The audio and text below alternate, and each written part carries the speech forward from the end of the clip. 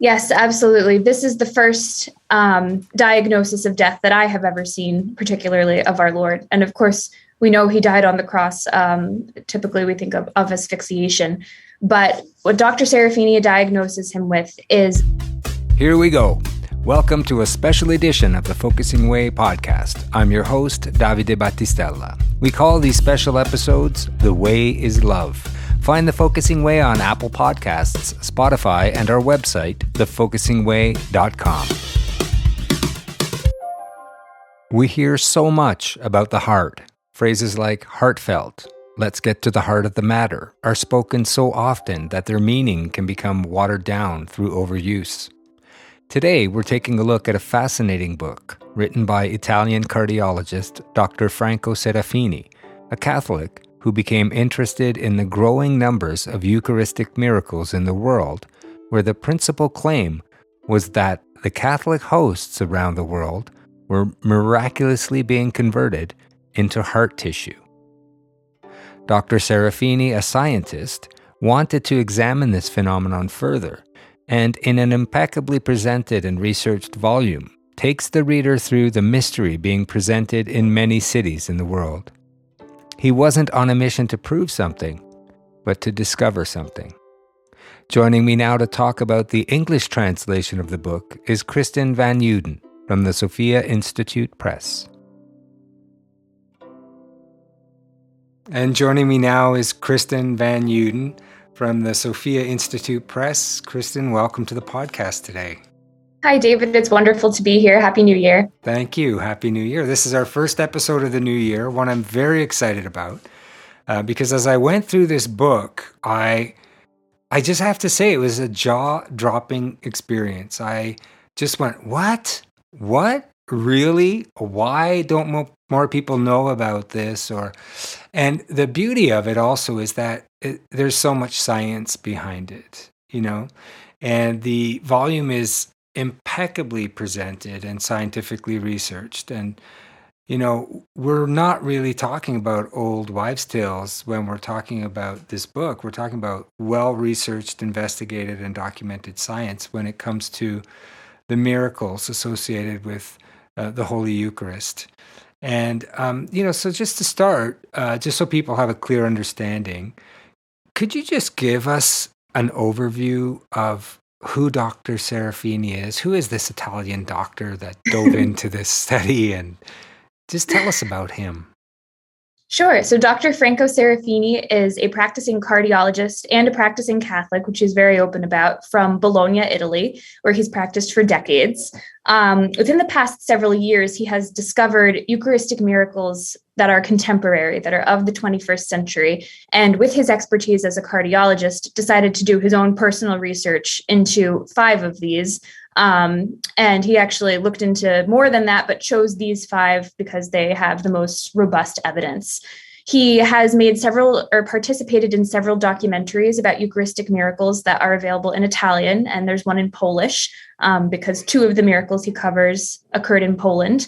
And he is a traveling speaker throughout Italy. He's sort of devoted the second half of his career to applying his expertise to proof of the real presence and uniting both his vocation with a big V and his vocation as a cardiologist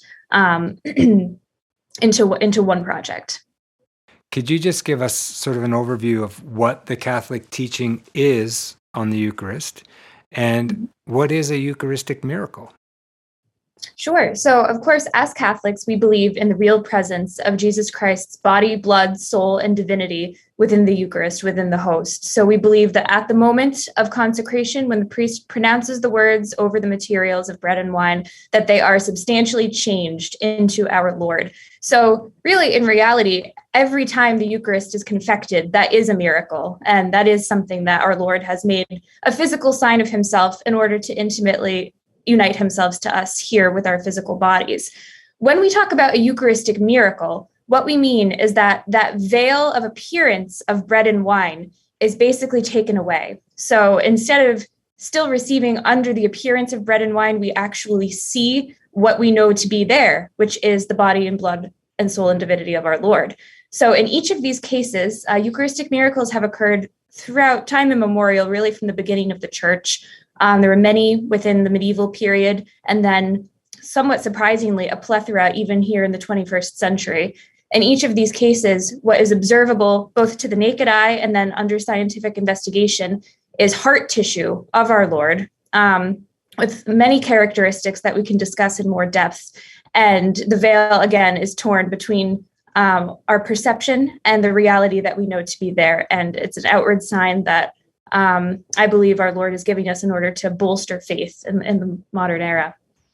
Yeah, there are many moments as we go through the book where, as you're reading, what is discovered is our Lord, presents himself to people who are more than one occasion doubting, or it seems he's presenting himself to people who need to see him or some sign of him in some way, and that. Just maybe you could get into the different ways the Eucharistic miracle is prompted as we go throughout the book. Yes. So historically, Eucharistic miracles have either been prompted by great faith among the people or more often great doubt. One of the first recorded Eucharistic miracles was in Lanciano, Italy in the 8th century. And Dr. Serafini in this book actually covers that miracle because the evidence still remains. The physical evidence of the miracle was one that he observed under the microscope, centuries later. But this miracle occurred because the priest himself was doubting the real presence. So at the moment of consecration, he had that doubt within his heart, which his intention was there, but he was having a hard time believing himself. And so at that moment, that is when the host appeared as a bleeding piece of flesh. So typically we see these prompted by doubt. Of course, the Gospels tell us, blessed are they who have not seen but yet believed. And, we all know we don't want to be doubting Thomas. We all know that we must believe simply because our Lord told us. He said so, and that's why. But our Lord, I think, recognizes that it is a very radical truth to accept. Even in the Gospels, we see that many of Jesus's disciples left him over the teaching of the Eucharist. And I think it's theorized that even Judas Iscariot, this was one of the first moments where he began to doubt Christ, is because of just this absolutely radical sounding sacrament that we must imbibe and eat, our Lord's body and blood. So in the modern era, the way we see this doubt reflected is often in terms of sacrilege or neglect of the Eucharist. So, of course, during the distribution of communion, there's always, room for error, especially since communion on the hand was introduced in the mid-20th century. And so in each of these contemporary cases that Dr. Serafini covers, the 5 cases since 1992 from 2013, each of these Eucharistic miracles was preceded by an event of sacrilege. So not to place blame on the priest or anything, but objectively, in these cases, the host was discovered after the Mass, either on the floor or in a pew or somewhere just strewn about the church. In one case in the 1990s in Buenos Aires, the host was actually found in a candlestick, and it was unclear how long it had been there. It could have been years, it could have been that day. And so we see with this happening more and more often that it's almost as if our Lord is saying, I'm still here, and just having to prove his presence in that way. Yeah, and it's incredible because there is a very prescribed thing that has to happen when a host like that is found or discovered.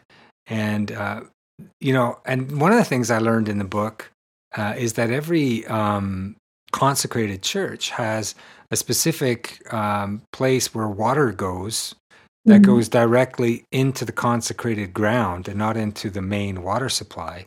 So when anything involving holy water or anything involving a miracle like this, but could you just describe what has to happen? Because there's different things.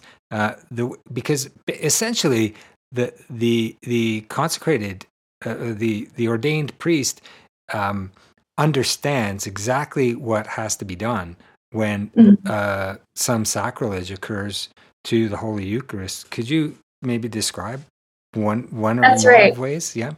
Yeah. So that process was codified by John the 23rd, actually, but it has been similar throughout history. And so if the host is immediately dropped, of course, the priest will consume right there and then.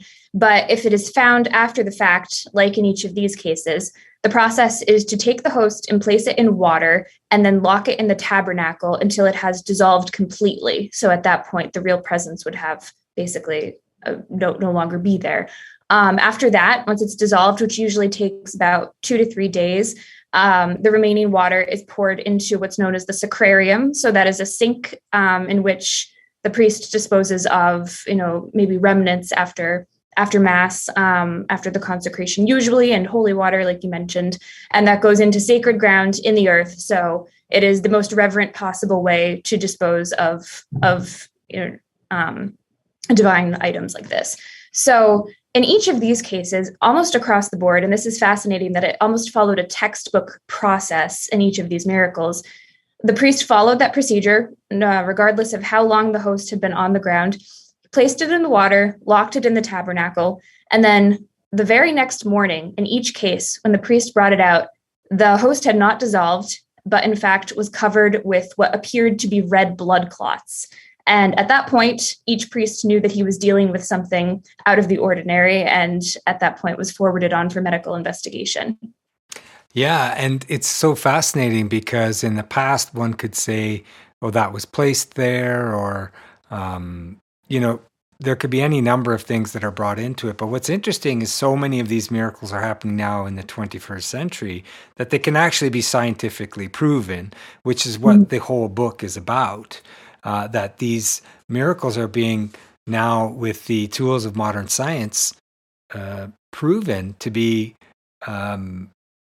what we're discovering is what it starts to emerge is a particular blood type and a particular part of the heart and heart tissue.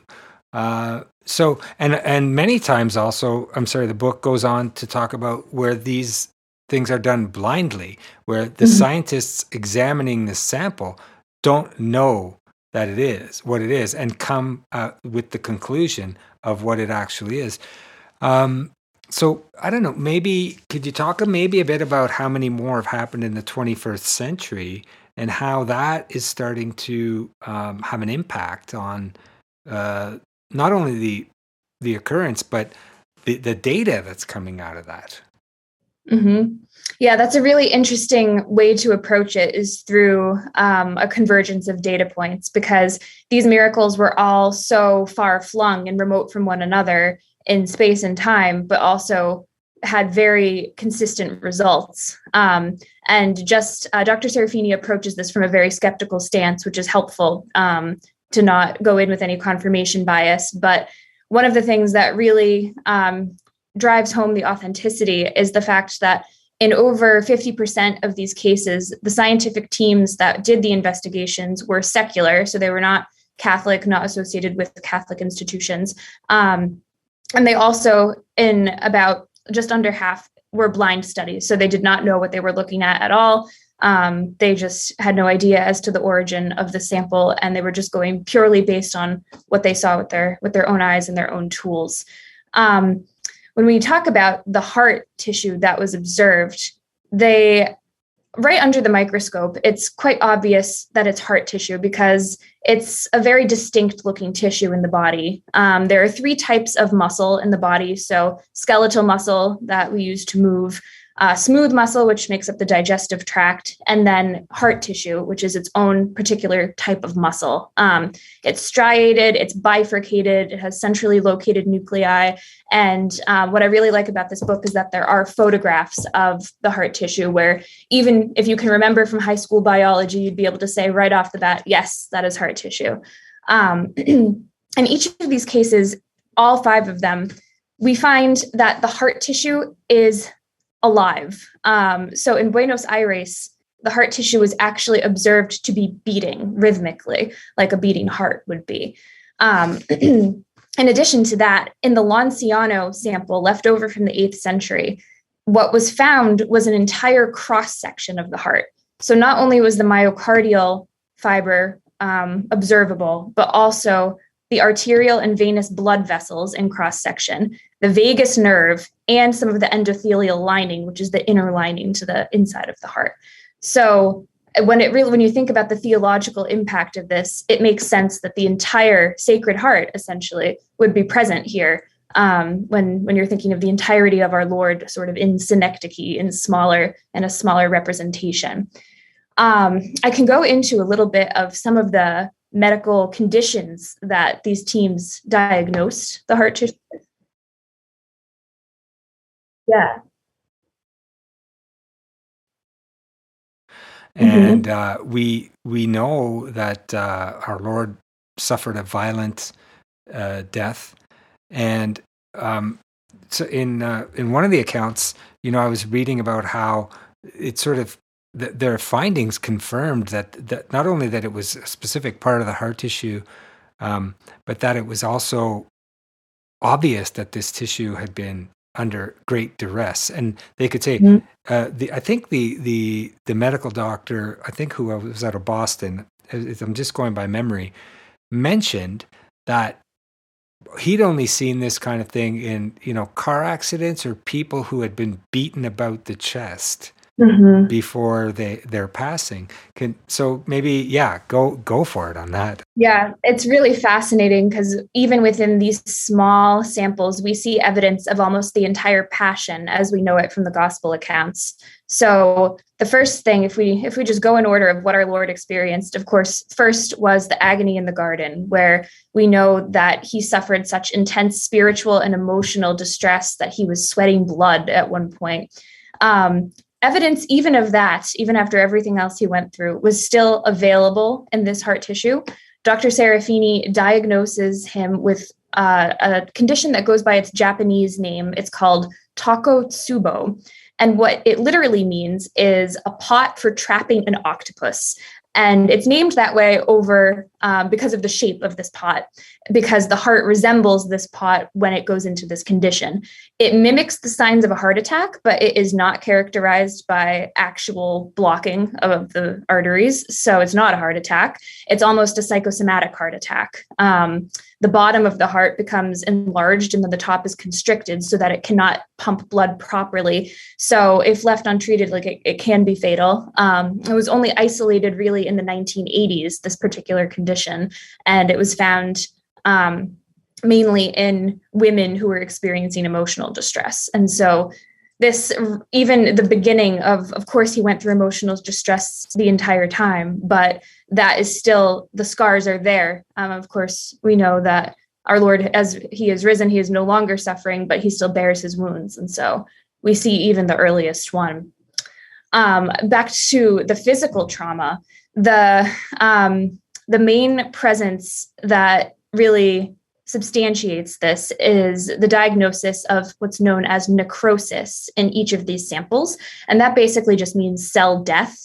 And it is a result of blunt trauma to the area. So we know, of course, during the scourging, our Lord would have been beaten all throughout his body, especially around the chest area. And then also, as he was carrying the cross, we know he fell at least 3 times, and holding the cross would have been unable to break his fall. So that's another indication of blunt trauma to the chest area. In addition to that, there is also evidence of stress-induced cardiomyopathy, which can be mass death of heart tissue, not necessarily due to blunt trauma, but just massive trauma shock to the entire system, which of course he would have went through after such massive blood loss and continued trauma.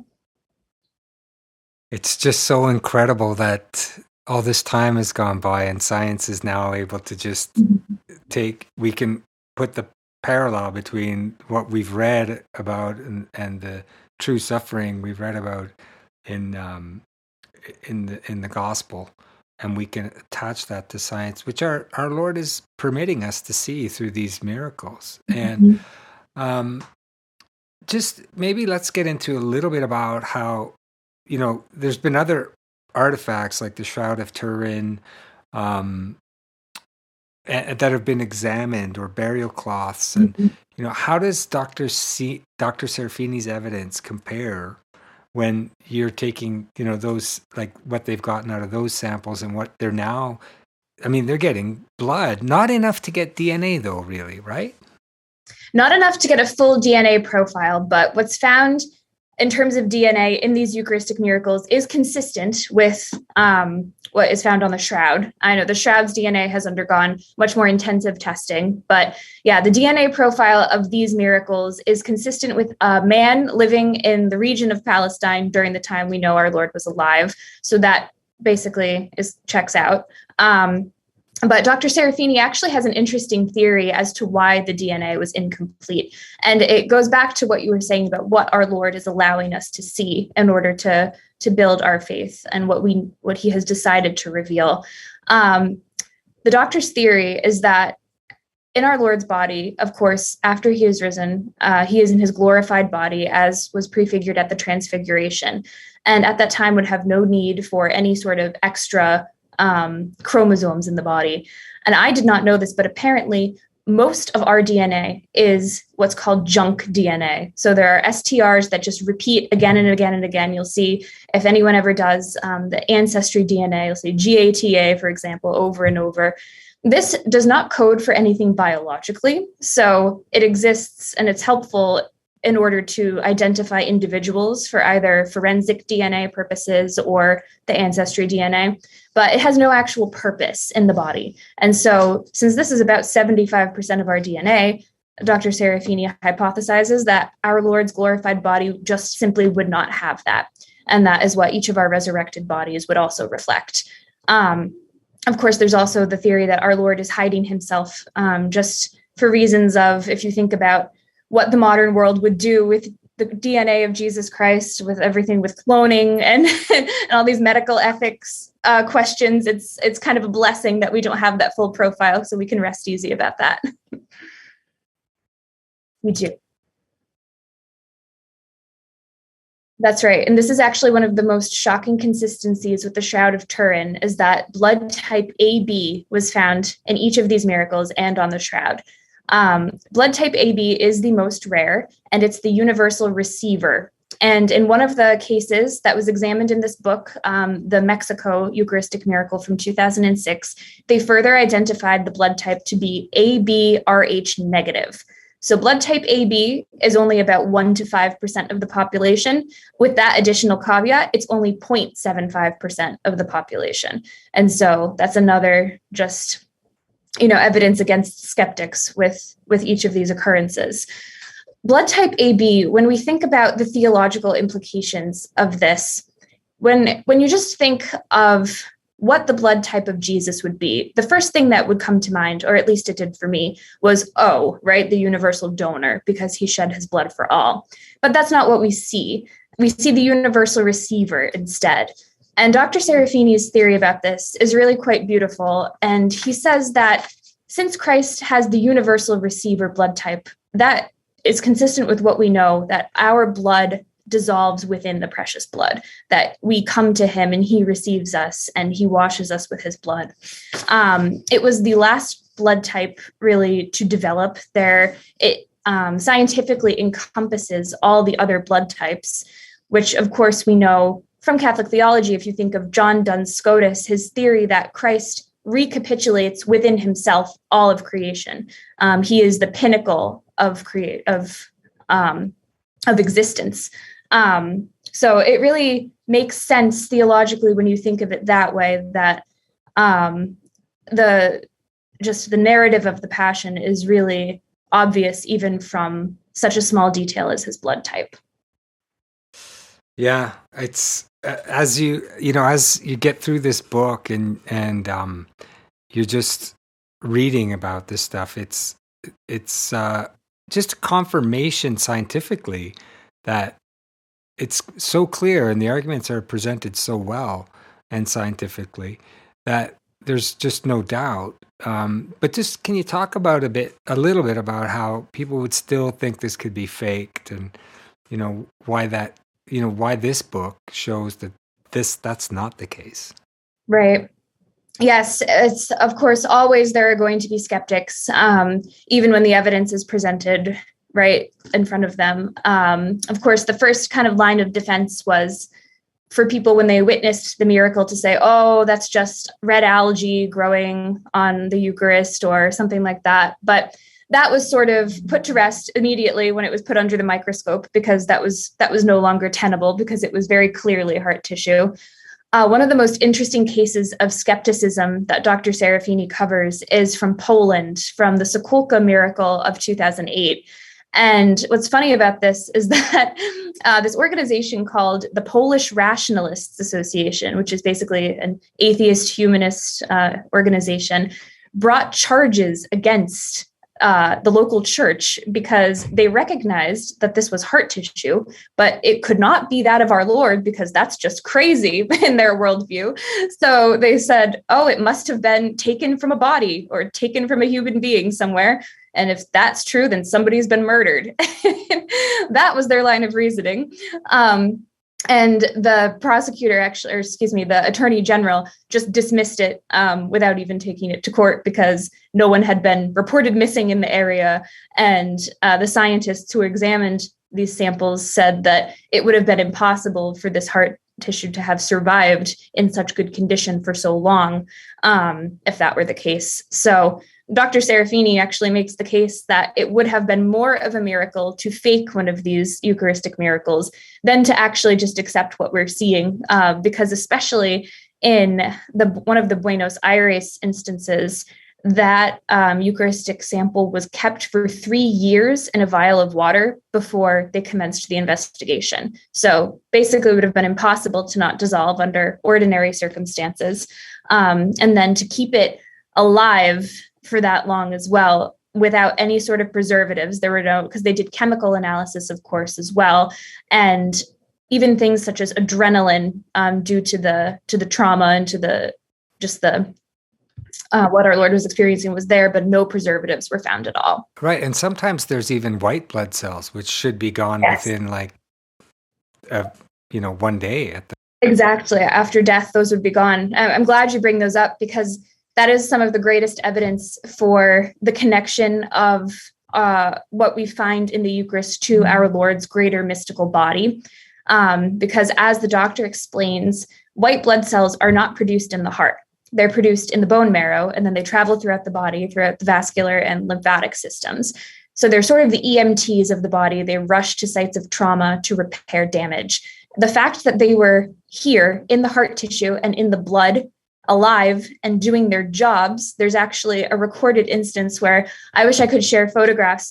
They caught a macrophage, which is a certain type of white blood cell responsible for basically eating dead tissue, in the act of consuming tissue and chemically dissolving it. So that was days after the Eucharistic miracle occurred, and it was still alive, and the body was going through the processes that it does during life. So the fact that these were present in the heart indicates that this tissue was connected to a larger living body, which is just inexplicable to the modern consciousness. Yes. Any cardiologist or any doctor worth the salt who would witness this would say this is miraculous. It's impossible. Mm-hmm. Absolutely. Incredible. So much to go into. We've already sort of touched on so many things, but I'm just wondering if you could maybe talk to us about how, because of this data that we have now, because of everything that's collected around this, Dr. Serafini is able to come to some sort of a conclusion about how our Lord died. Mm-hmm. And maybe this is the first time anyone has scientifically been able to give a kind of a cause. Can you talk about that a little bit? Yes, absolutely. This is the first diagnosis of death that I have ever seen, particularly of our Lord. And of course, we know he died on the cross. Typically, we think of asphyxiation. But what Dr. Serafini diagnoses him with is a condition called cardiac tamponade. And what that means is that the pericardial sac surrounding the heart was engulfed with blood from a ruptured heart, and that constricted the heart's ability to pump blood. And that is the final cause of death. So when we think of he died of love, really, we see that evidenced. That's actually just making me emotional, as you said. I know. You have to have a box of tissues reading this book, really. There's a kind of a truth that comes through it all. And I just, yeah. I know. I think it's such a timely reminder, especially as we approach Lent. I think I might reread it on Good Friday. But I think for me, at least, it has really just increased my devotion to the Eucharist. And I think it was St. Maximilian Kolbe who said that if angels could be jealous of humans, it would be because of the Eucharist, that we receive physically into ourselves our Lord in this incredibly intimate way, and just kind of a clarion call to reverence to the Eucharist, increased Eucharistic adoration, and worthily receiving. Wow. This has been so lovely, so fruitful, and I'm sure our listeners will appreciate it very much. I just want to thank you for taking the time speaking with me today. Absolutely, David. Thank you for having me.